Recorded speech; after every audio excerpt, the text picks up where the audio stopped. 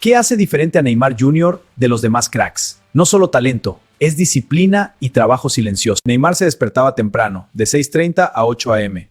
Luego cancha, práctica con el equipo, drills técnicos. Vamos Neymar, fuerza en el press.